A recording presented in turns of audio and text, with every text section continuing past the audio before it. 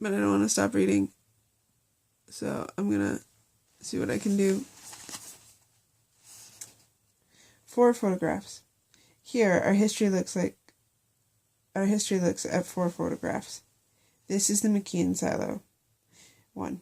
In a grainy black and white it looks like a galvanized steel penis with Saturn booster rockets sitting on a launch pad a quarter mile behind Shan's historic home, preparing to blast off for Eden 5. I found it, Shan said. 2. This is a photograph of me and my brother Eric, Chris Zerba. The picture was taken when Eric was 12 years old. That would make me about 5 or 6. In the picture, we were standing on the shore of Lake Minnewanka in Canada. The sun is setting into our eyes. Our mother, Connie Zerba, is morbidly obsessed with having the sunshine on our white polished faces whenever we're posed for pictures. In the photograph, my hair is messy, sticking up unevenly. It is also much lighter in color than my hair is now. I'm wearing a Velcro-laced Teenage Mutant Ninja Cheetos sneakers. And they had lights along their soles and flashed when I walked. I loved those shoes. Eric is tall and skinny. He wears a red plaid shirt, untucked, an Iowa boy after all. Eric also has on brand new cuffed Levi's. I can almost feel their stiffness in the photograph. His legs are like matchsticks in them. The jeans have not been washed yet. Eric Christopher Zerba has his arm around my shoulder, but the way he is standing is not the uncomfortable posture of a boy about to turn teenager who is coerced into hugging his little brother to falsely freeze a peaceful moment for a family snapshot while on vacation. Both of us have those Polish boy bags under our eyes. Eric is very handsome. His hair is the color of maple syrup, and he has a spray of freckles on his cheeks. The way he smiles, you can see his 2 big front teeth. His lips are wet. The shadow of my father stretches all the way past our ankles. You can see, in silhouette on the ground, how my father's elbows point out like wings on a nightingale, where he holds the camera up to his eyes. 3. Neither of the other boys. Killed in the same explosion that removed both Eric Christopher Zerba's balls and one of his legs were younger than my brother. But they were boys too. Julio Arguelles was 34 years old. There is a snapshot of him that was taken when he was 6 years old. He grew up in Brooklyn in the photograph, he is standing in the driveway beside my family's home. There is a low red brick wall at the end of the driveway.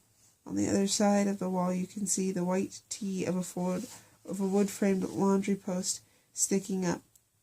There are some t-shirts and underwear hanging from the clothesline.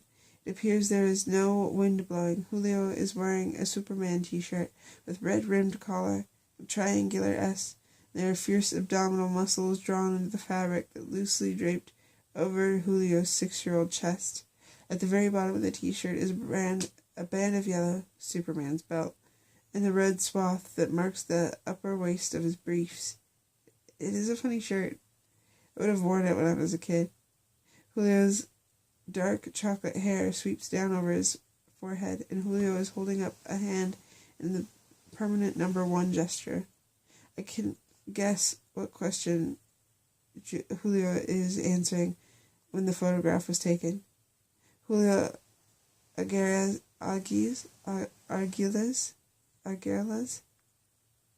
has a faint orange Kool-Aid mustache. He is wearing blue sweatpants, but the legs are pulled up to his knees. He has black sneakers and no socks. Julio Arguelles has had 3 daughters. The oldest of his girls was 9. Pavi Sapanen's family came from Finland. Pavi means small. Pavi also died in the explosion that took my brother's right leg below his knee and obliterated both of Eric Christopher Zerba's testicles. Pavi Sapanen was 26 years old when he died in Afghanistan. There is a photograph of Pavi that was taken at Easter when Pavi Sapanen was 10 years old.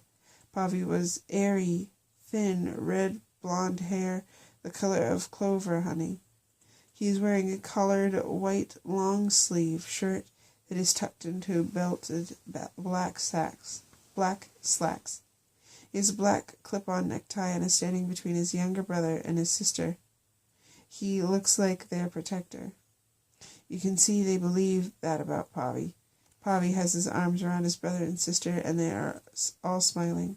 The younger boy and girl are holding empty woven baskets in their hands.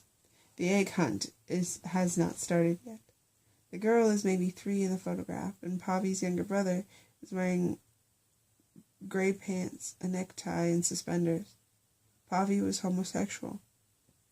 Nobody knew anything about it. The president's sperm. I found it, Shan said. It's difficult to miss, I suppose, I agreed. Maybe it's painted like the sky instead of a penis, and so we just don't notice it nowadays. Shan bumped me with her shoulder. Johnny McKeon could not tell when people were messing around with him, but his stepdaughter could. I mean, I really found it, Shan insisted. I hiked out along over the old service roads. There were some broken down hen houses there, and old troughs for the milk cows. Maybe those are urinals, I offered. Be serious, Shan said. Okay. I decided to be serious. Shan said, I found the old foundations to the silo. It's concrete and there's a circular hatch in the middle of it. It looks like something you'd climb through to get into a diving bell or something. Nobody uses diving bells in Iowa. It's not natural. Besides, there's nothing to see beneath the surface of Iowa. I couldn't open it, Shan said. You tried? I was impressed. Well, no. I was actually afraid to do it alone, Shan admitted. That was probably wise of you, Shan.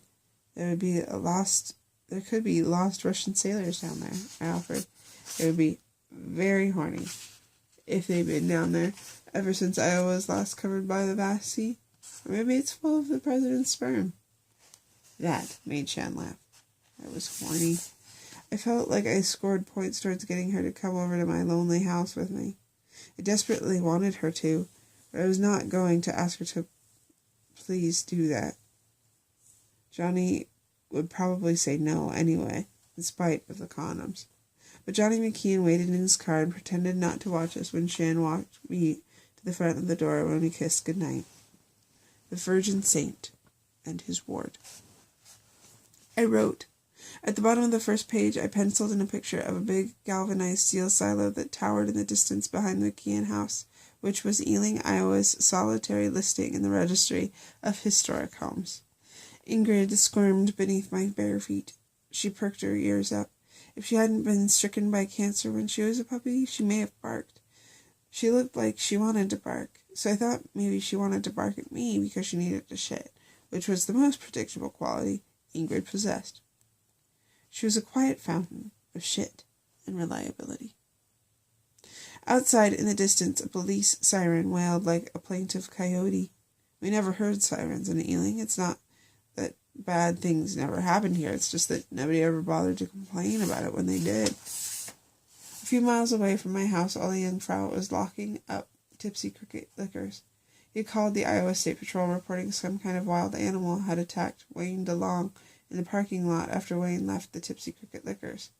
Wayne was carrying a paper sack with the bottle of El Captain vodka and a 12-pack of Duraflex extra-sensitive condoms.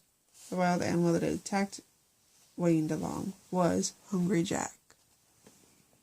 Dun dun dun.